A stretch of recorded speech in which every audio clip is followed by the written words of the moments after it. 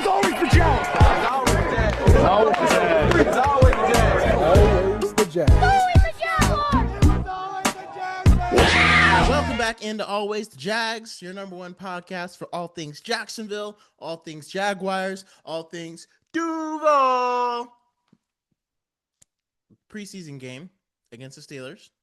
Our first look at the Jaguars in actual action, after the scrimmage. The endless summer full of training camp bites while we tried to get excited over people making, pretty cool catches, but also really just waiting and hankering for football. And we finally got our first taste. And let's just say the results were lackluster. Now, Steelers are a good team. Steelers have been a good team to me, that's the perfect team to go against because they're not a powerhouse, right? But if we want to compete for the division, if we want to be as good as we are, the Steelers are kind of the line. It's almost like there used to be an Andy Dalton line in the NFL, right? Where if your quarterback was better than Andy Dalton, you had a great quarterback. If he was worse than Andy Dalton, you had a bad quarterback. That's the Steelers right now in the NFL. It's the way they've been for the past since they last won a Super Bowl, right? If you can beat the Steelers, if you could consistently beat the Steelers, you were a contender. If you can't beat the Steelers, you're not a contender. They've had a winning season, but it's always been like 9-8, maybe 10-7, but just barely squeaking in the playoffs or missing the playoffs, had a winning season, but they've been very, very average. Steelers feel like they've been average for the last 5 years. But again, consistently delivering winning seasons. So if you can beat the Steelers, okay, you can make noise in the playoffs. You're maybe a contender. If you can't beat the Steelers, you're not. This game showed us, and so where I would expect the Jaguars to go is I would want us to be toe-to-toe with the Steelers, right? Even if we lost a close game, we should be able to go toe-to-toe with them. And again, that was a small sample size, but that's not what I saw on the preseason game. Going against the Steelers' second-string defense, we got 3 points. Now, it's not terrible, but a penalty killed the drive, and I would have sent the starters back out there to go get a touchdown because you're going against a second-string defense, which means, scheme means a lot, and the Steelers have a good defensive scheme, but if you're going against a team's second-string defense, you should be able to consistently move up and down the field against them because essentially that is the worst defense in the NFL. If it's the team's second string defense, because none of those players are starters on any other team. So at the very best, they are the 33rd ranked defense in the league. At the very best for a second string defense. And we got one penalty and that killed our drive and we had to settle for a field goal. And now maybe I would have been satisfied offensively if that's what I saw. Okay, we got a penalty that happens. We will, sometimes penalties can kill drives, and that's why it's so important to clean those up. But those things happen. Okay, let's flush it and move on. And maybe you could have taken them off the field if your first string defense did its job. The first string defense gave up a touchdown to the second string offense on the Steelers. So again, if our defense can't stop the 33rd ranked offense in the league, stop them from driving up and down the field and getting a touchdown, that means we couldn't stop the worst offense from scoring. That's a big problem because that was our first string defense and that was their second string offense, right? Darnell Washington's a big guy. Mason Rudolph has experience, but they're not that good, right? There are a lot of teams that have a lot of depth, but if you can't beat the second stringers on a team, your team is not good enough, or your coordinator or something is not working, and it has to be majorly evaluated. Now, I'd like to say maybe it was it's hard to say it was fluky because we were seeing some of the same errors that we saw last year, some of the same mental mistakes, some of just the same not being there in assignments and just letting them march up and down the field. And again, the worst part is the Steelers got the exact same penalty that the Jaguars got. Exact same penalty. Exact same penalty, and they overcame it and still scored a touchdown. So if I'm the head coach, I'm looking at that and I'm saying, oh, okay, my offense needs to go back out there and get a touchdown. And you're done when you get a touchdown.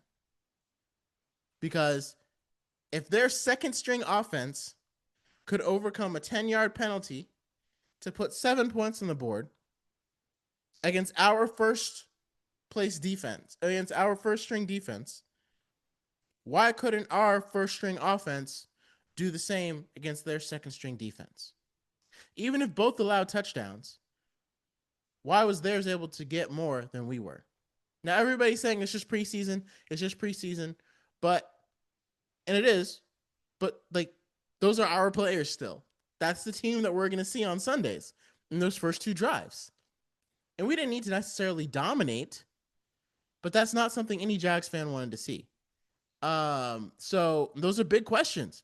It's big questions for Anthony Campanelli's scheme. You know, there were some guys that were in zone coverage, and I believe it was a 1st and 20. He picked up like 17 yards on the first play. 1st and 20, completed a pass for 17. That's not good. That's not going to get us where the team expects us to go. And I don't necessarily think it's hard for me to pinpoint what it is, but I don't feel like we don't have the players to make that happen. I don't necessarily feel like it's the roster, because on paper, we should have the right players to make that happen. But, we'll see. So that has me worried, that reasonably has me very worried. The higher that this Travis pick goes, that we traded to the Browns, the more games that we lose, the worse the trade is going to look, because the better the pick is going to be for the Browns. So there's a lot to consider. Hopefully things will get better. I hope Anthony Campanelli, takes some time and redefines his scheme. Because if I was him, I would be pissed. I don't know if you'd be pissed at the players if they weren't executing their scheme, or I'd be pissed at myself for not making a scheme that's easy to execute. But somebody should be pissed about that. And it shouldn't just be Jags fans, is my only point. Secondly, stand out from the preseason game, Cam Little is a beast. Cam Little is a beast. He is a beast. He knocked out a 70-yard field goal. 70-yard field goal. That is technically not an NFL record because it's in the preseason, but if it wasn't, it would be in the record. And he had room to spare. Like, it didn't just barely go in.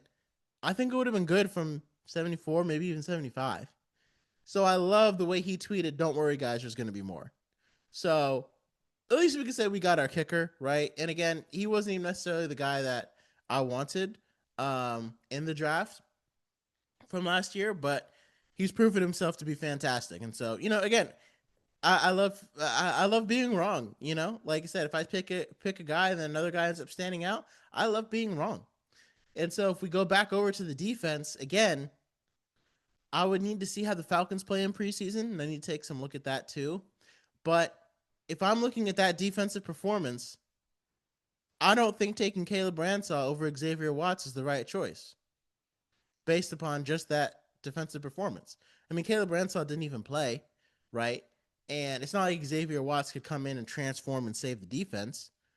But our safeties looked out of place, and especially because it appears like they want to do lots of 3 and 4 safety looks. But our safeties, they just constantly looked out of place, And right now, it looks like we're going to have Wingard and Eric Murray starting. And Wingard is good, but you don't really want him starting for the whole season. You kind of want him to be a placeholder.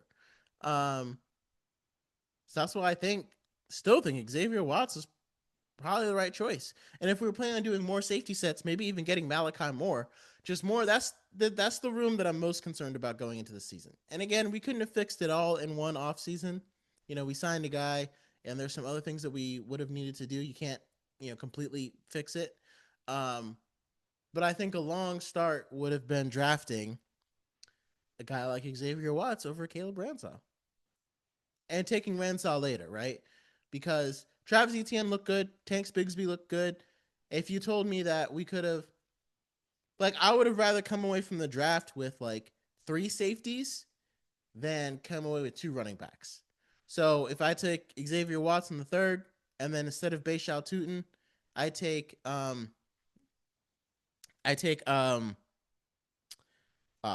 just had if I take Ransaw in the 4th round over Bhayshul Tuten, maybe even over Jack Kaiser. I mean, Jack Kaiser made some plays, but again, our linebacker position, we have is pretty deep.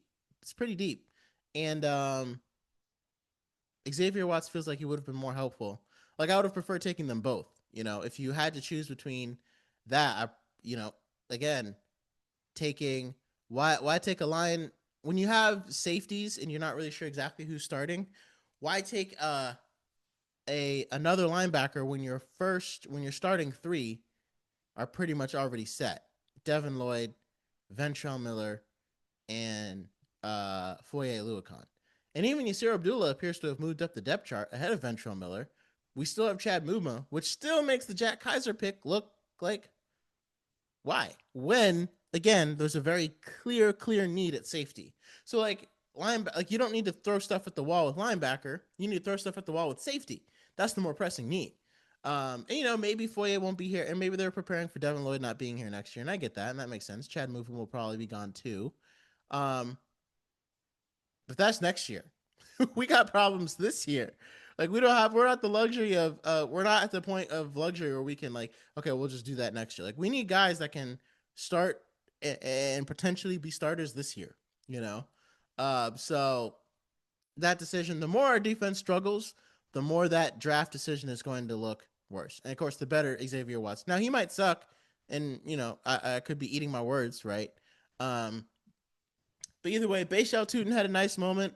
I always love seeing all the players rally around a guy and get him in the end zone. To me, that just builds your team so much, and it really builds the camaraderie. And I love seeing the way the team celebrated after that 70-yard field goal. And again, preseason doesn't matter. Winning or losing doesn't matter. But I would have loved to see if that fired everyone else up enough to go get the win. But there was a couple of mistakes, Eli Pancol had a couple of mistakes that kind of led to the clock running out and all this kind of thing. So, a win wasn't in the books for the preseason. And again, we always want to see the Jaguars win, but we also know it truly does not matter. So we'll have to, again, assess there about that draft decision, and that might be something that haunts us throughout the season if the secondary continues to struggle the way it has, because it has struggled a lot. And if I'm not mistaken, Xavier Watts is already atop the Falcons depth chart at safety. So I'm gonna keep going back to it because he was projected to be a 2nd rounder. Getting him in the 3rd would have been such a steal. So LaQuinn Allen had a couple of nice plays I saw, and he did pretty well. He had some nice pass protection. I'm surprised that Travis Etienne ended up being number 1 on the depth chart, and Tank Bigsby mainly ran with the 2s. Because I still think we also used Travis Etienne a little bit more in a scat back role. I don't know if they were faking the handoff to him, but it was kind of just a quick shovel pass, and he got that acceleration out there, and he was able to. So it shows that Travis Etienne still has a place in this offense, and I still think that's the right place for him, right? Let Tank Bigsby be the thumper. Let Tank Bigsby kind of be the number 1 back to pick up those blitzes and stuff. But when Trevor needs to get out of a jam, he can, drop it off to Travis Etienne, or let Travis Etienne run some routes. There's all kinds of things that he could do, kind of, but more in a scat back role, shifty, and then let Tank Bigsby be more of the hammer. And I think if you're your hammer is usually the one that should start, because in general, hammers are bigger at picking up blitzes, because a shifty back is not going to stop a defensive end, but a bigger back can. He can block or pick up a blitz. Now, if it's a smaller safety, Travis Etienne might be able to pick it up, but again, Tank Bigsby, it's not going to be hard for him to pick it up. Now, the guy might get around Tank Bigsby a little bit easier, but again, usually when it's a blitz, it's easier to pick it out and just be ready in front of Trevor. So all that to say, it was kind of it was an underwhelming preseason performance, I gotta admit. But with some highlights, again, we didn't get to see much of Travis Hunter. I think he had 1 catch, and then on defense, still getting used to it. Someone made a great play on Brian Thomas Jr. That was really surprising. Because Brian Thomas Jr. he was about to catch a pass, and then he got lit up in a almost defenseless receiver hit, but it wasn't. He hit him in the right way. It was almost that way, but it wasn't. It was just a good defensive play. I don't think Trevor saw the safety running up from behind. I think the safety had to start running towards Brian Thomas Jr. before the ball was out of his hand, and I just don't think Trevor saw that. Or maybe he did and just thought he could still get the ball there before the safety got there. So that one I wouldn't necessarily blame Brian Thomas Jr. on. I mean, he's focusing on constant catching the ball, and then wham, just gets smacked. But I do feel like a guy like Brenton Strange would have held on to that. And again, Brenton Strange continues to show out and is showing good moves in camp and on the field in preseason action. Watching Darnell Washington catch that massive human being catch that touchdown, makes me wish we had him on our team. But it is what it is. We don't. And I still think Brenton Strange is going to be good and is a good player for us. But overall, let me know what you thought about our week 1 preseason performance. Excited to get back to Jaguars football. You looking forward to the season? Do you think there's a lot of work still to be done? All of this to say, I don't think we're going to, I'm not worried about us facing the Panthers. Let me get this straight, with my criticisms over the way we handled the Steelers. I'm not necessarily worried about the Panthers because, again, the Steelers have a much better organization. You could argue the Steelers 2s might even be able to beat the Panthers 1s on a couple of drives here and there. But it's just we don't like this year being the best of all the bad teams is not good enough. And that's kind of where we are. But we need to at least ascend to average by the year's end in order for the trade to look like it makes sense and maybe even make the playoffs. We don't have to be a contender to make the playoffs. All we have to do is really be average. And if you look at the NFL power rankings, every team that we're ranked above, we're ranked 22nd. Our schedule is not that difficult. It's not that easy either. It's kind of right in the middle. But basically, when people wonder, why do you say the Jaguars are going 10-7? If you look at the NFL power rankings, there's only 3 or 4 teams that I picked us to beat that are ahead of us on the power rankings, right? The Seahawks are a little bit higher, the Cardinals are a little bit higher, and the Texans are a little bit higher. And there's someone else. But other than that, all the other teams that I said we should get, we're going to get to 10 wins, Titans, Colts, Jets, a lot of those teams are all below us, Panthers, on the power rankings. So if we do what we're supposed to do, there's easily at least 8 wins there, just from teams that were better than on the power rankings. And then if we're able to reach and elevate, because there's still unknowns, we're going to go as far as Travis Hunter and Liam Coleman can take us. If we're able to reach and beat a couple of teams ahead of us, next thing you know, we're at 10 wins, maybe even cruising into the postseason. So it's not that, the goal, the standard that we need to set is not realistic. It's not unrealistic. But we got to play better than we did at the preseason. And we definitely cannot regress. Regression will hurt tremendously. We have to at least meet the expectations that we have. At least meet them. And then maybe supersede them here and there as the team gets better. So again, let me know your thoughts on the preseason week 1 versus the Steelers. Are you excited about the Jaguars? Are you nervous? Are you excited about Travis Hunter? All of that. And tune in next time to Always the Jags.